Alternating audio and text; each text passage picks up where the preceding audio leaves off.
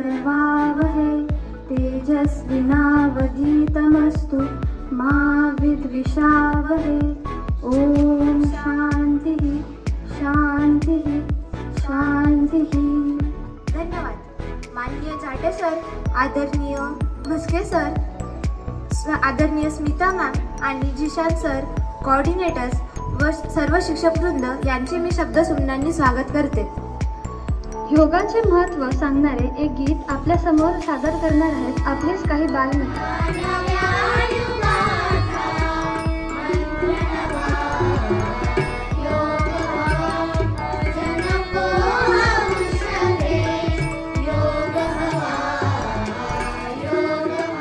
मानेला हातांना ताण जाणवतात, त्या ताणाकडे प्रत्येक वेळेस लक्ष द्यायचंय, ताणाचा सुखद अनुभव घ्यायचा आहे, लक्ष फक्त येणाऱ्या ताणांकडे।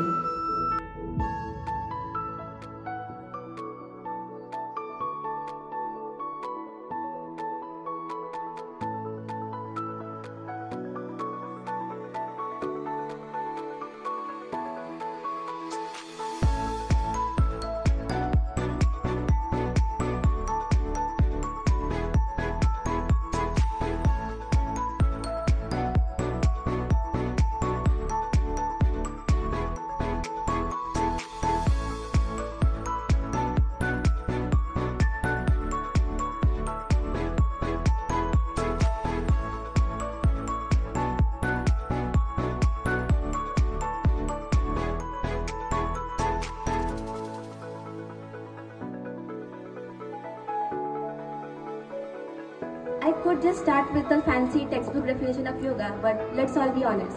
Yoga isn't just about quiet stretching and trying to stand still while doing vrikshasana.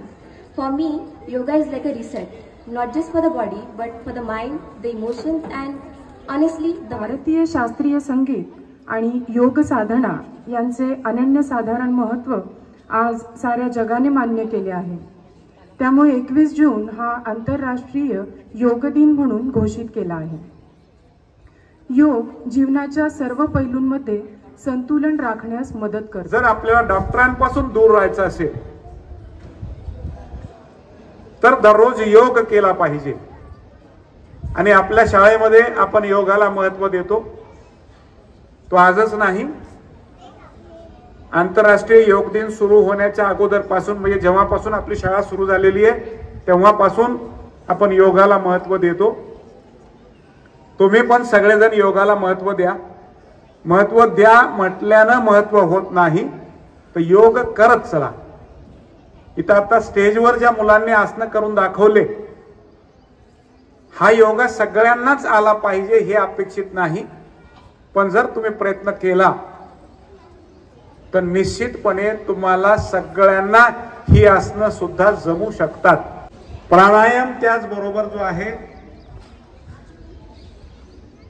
की प्राणशक्ती ही सगळ्यात महत्त्वाची शक्ती आहे आपल्या शरीरामधली। आपल्याला अन्न मिळालं नाही तर आपण अनेक दिवस जिवंत राहू शकतो।